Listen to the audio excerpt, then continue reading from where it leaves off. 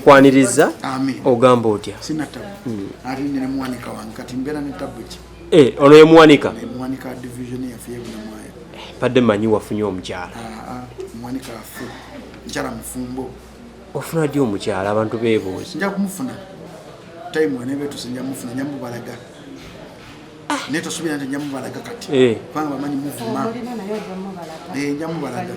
nana nyamu balaga tolowooza muntu nno muwala we yeetaaga okulaba ku mama wala muwala nga sikyadda mu posting olina kumuwala nga nsize mu posting mwavumira omwana nempulyanga bavuma omwana wange awo nempulya nembekyalanga omukazi nyamu balaga ng'ekiseera kituuse nga naye ali willing okujja mu public. Okay, atwagale tukunoonyeeko ku nsonga esooka yeya bato egenda mu maaso wakati wa Chameleone ne Bebe nga twebuuza ebadde yeetaagisa mu kiseera kino. Teyeetaagisa because erina makulu ensonga kiterina makulu wala ne muwanika naye atamanyi music amanyi nti ziterina makulu essaawa zino already bali established.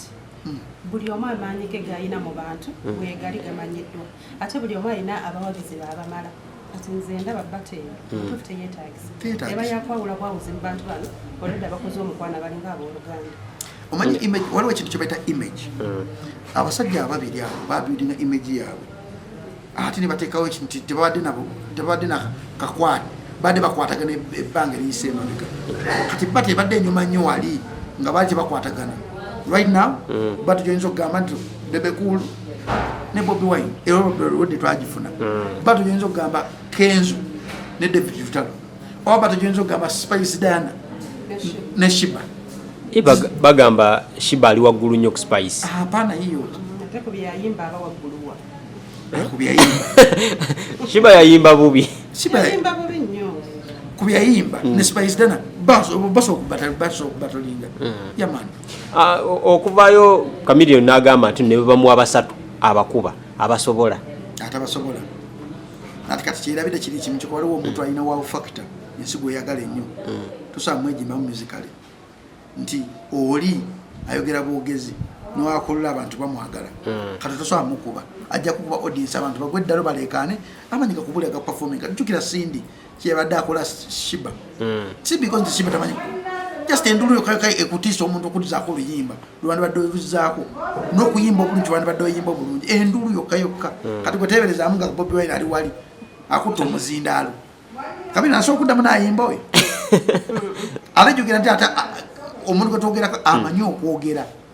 n'omukuyimba asobola okuteekamu okwogera ekyo kakyokka ate tekyetaagisa lwaki bavaayo mu kaseera kano banoonya okubeera relevant the big thing balaba na sente by the way nti omuntu agenda okuteekamu sente gundi eyo agenda ba sente zaabwe bo bazirye naye bo nga bo bagakubeera relevant oli ali relevant mu politics amankinga buli wamu naye alina okubeerawo bano balina okufitingamu okujja ku masanyalaze g'abasiri ge bafunye ekitasoboka nti abantu kati essaawa zino balina abantu be baagala ali nsikini yetise industry of omwaka ogwatandika paka kati akyaginamu nga kati balwana nnyo okufitinga buli wamu baagala kujjawo mawulire agatabatambulirako amasanyalaze ga Shiba ne Cindy ekitasoboka ekitali kyangu kati bato yaabwe tekola nnyo makulu abantu tebasobola kujja abantu basobola okujja naye tebaamu wow factor wow factor kintu kikulu nti wow factor ya Cindy ne Shiba basobola okuyimba ababiri ku stage yemu yabaffe Shiba amanyi okuyimba live Cindy amanyi okuyimba live kati that is wow factor ate nekira bakazi nti bate badde sookedde ddala ebadde mu wow factor kati bano babaddewo ebbanga ddene bebayimba tubadde tubimanyi tubiraba tukuze tubiraba kati muli mu wow factor oya bagera kwekuba enkya wabeewo wow factor nti no beekubye ate kati saawa bakuze balina ebyokufiirwa kyanjawulo ki gwaludde mu music industry eno Chameleone kyasinga Bebe amanyi live band eddoboozi terikoowa Chameleone ate amusinga classics okitegera Bebe tayimba live Bebe amanyi live band naye eddoboozi terikoowa muntu wakuyambako okitegera nti ate nti Bebe experience ye abadde nnyo ne band nnyo okusinga Chameleone wamawanga magatta naye eddoboozi lye limweyimirira nti mulimu Katonda abantu bewamaloboozi nga tegakoowa eddoboozi lyali Namakula terikoowa eddoboozi lya Shiba lya Cindy terikoowa eddoboozi lya Catherine Kusasira terikoowa eddoboozi lya Luna Mbiru terikoowa, eddoboozi lya Lutalo terikoowa, eddoboozi lya Papa Message terikoowa, amaloboozi ago Mary Bata booza okusonga nti jangu oyimbe ng'ayimbira oli kyamusingako kiri kimu kyokka nti alina abamukubira abamutegeera. Kyekyali kisumbwa Shiba nti Shiba bali bamukubira abali tebamutegeera, Baba Akapa bamubaaki nga tebamutegeera, ate ng'oli abiina byonna ne Chameleone bye yajja okusanga nekyamusinga amusinga eddoboozi ne hit songs, oli amusinga collabos z'ettabo aziina Bebe cool ne oganto classics enyimba omuntu esomujjukiza byakola emyaka 8 emabega taziina yaman. King Saha n'avaayo n'agamba ayagala Eddie Kenzo ne babateekawo yamukuba, olaba nga bata eyo yeemakinga era ekola. Kati kitwale King Saha kyalina okusooka okumanya tosobola kwejima muntu ayimba live band okumala wiiki namba. Musuuza twayawukana so mwogera kwera saka kugera nnyo na linnya lye, but experience ya Musuuza y'amaanyi nnyo okusinga King Saha, n'ennyimba za Musuuza z'ayina z'amaanyi nnyo okusinga za King Saha. Nga tanaakera makya kumuyita mu bbato asooka akole shejo akole tuwa ng'aliko ku posta bwagu nga talina kuyita muntu muyambako, agiyimbe live okuva ssaawa 6 zonna zayinyako ku stage ayimbire ssaawa 5 nga tavuddeko nga Musuuza kyakola. Musuuza kutwaye yali bwogu nzo omukubale bamutegese n'ayimba okuva ssaawa 5 paka ssaawa 10 ez'ekiro nga tekuliko omuntu mulala ayimbye wadde n'ogu n'ava ku stage ng'eddoboozi liri clear ate nga bamukubira bamutegeera. Kyasinga King Saha Musuuza amutegeke abamukubira bamutegeera. Bato ki ng'oggyeko eya David Lutalo ne Eddie Kenzo, kuba abantu bagamba David Lutalo ayinza okuba Eddie Kenzo? Kiba kizibu asobola kwangu David Lutalo David Lutalo akuba Kenzo amukubira ddala muki mu music we ngamba wawo osinzira n'ogamba ku kino na kino bw'obageraageranya onaakuba ono bw'otunula eddoboozi lya David Lutalo olaba nga lisinga erya Kenzo amusinga okuyimba ne style omyo wa music wa David Lutalo aliko abawagizi bangi ate bonna ekitali ku Kenzo ayina group y'abawagizi abanyumirwa music we naye si bonna, ne David Lutalo agatta bonna, so nze ndowooza David amukuba. Endowooza y'omukyala eyo ntuufu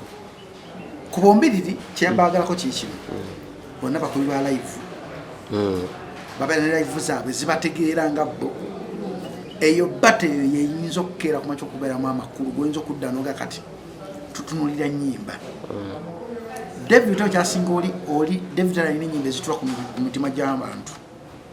oli alina ennyimba ezinyenya amagumba g'abantu. Abantu ababiri abo banjawulo, omuntu ayimbira omwoyo n'omuntu ayimbira omubiri banjawulo. Ate wotegendereza wotaba mukujjukujju nnyo, omuntu ayimbira omwoyo ayinza okukuba n'omuntu ayimbira omubiri gw'omuntu ayinza okukuba. Nkikulekedde awo, nkikunyonyodde bulungi ekitegedde okinyonyodde. David Lutalo ayimbira myoyo, alina oluyimba lutula mu mutima gw'omuntu. Kenzo ennyimba ze zinyumi omubiri gw'omuntu, omuntu abeera mu show nga alina energy n'abantu bye bayitamu ne energy ogiraba ku stage si yemu neya David Lutalo nti Kenzo akozesa energy ng'ali ku stage. David Lutalo muntu mukakkama wa kitiibwa ayimbisa passion ono kyagambye. You understand? Kati abantu babiri abo ibata yinza okubeeramu amakulu, but ekikulu kibuzo kiri nti waliwo atasobola agikkiriza. David Lutalo ayinza ogikkiriza naye oli tasobola agikkiriza kubanga akimanyi nti noono ayinza omutta naye ng'ate mu natural sense ate oli ayinza okutta ono because media okuyimba kuli about kweteekateeka. Omuntu ayinza okuba nga alina talent nga alina n'ennyimba n'agaana okweteekateeka. The same applies to Shiba. Senga Shiba yakitegeera nti mu myaka egijja maaso ndikola battle kana niko kweteekateeka nnyimba ne live band entegeera kyovala Juliana teri muntu asobola mukubira mulala bivuga okuleka ba Michael Ouma kubanga bamutegeera yabategeera yeteekateeka bamuteekateeka okitegeera Spice obudde buno kyatandise okukola ate akitandikira ddala because emyaka gijja maaso Spice Dan agenda kuyingira mu tuba lya Icon nga talina kuyimba yimba buli wamu agenda kera kumacho kubanga mu mwaka ayimba yo concert yajo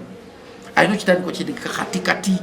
ayino kutandika kuzimba ennyimba ezo ezitula mu mitima wada ine nyimbe zimbire mu mibiri gy'abantu nezitula mu mitima ayino zirozaako kati mu nyimba za Spice Dan siri regular limba lumu otula mu mutima gwa muntu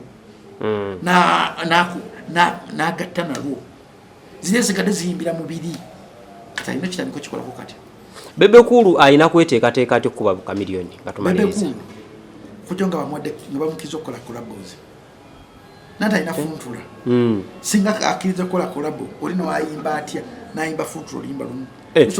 naluimba ne Bobiwine aya biso kuzikizoli ejo kaye wow factor inzo kubera mu bate eyo wow factor eyo nti baba kirizo kuyimba enyimba zabe zonna n'abayimba nabo bonna lemaje ayimbe ne Bebe Kulu that is a wow factor media factor teyinza kubeera key point tedi because of ina chipia atene kirate bachayina babalwanira mu media bakadiwa ate bagano creating yo abantu abato bayinzo balwanirira mu media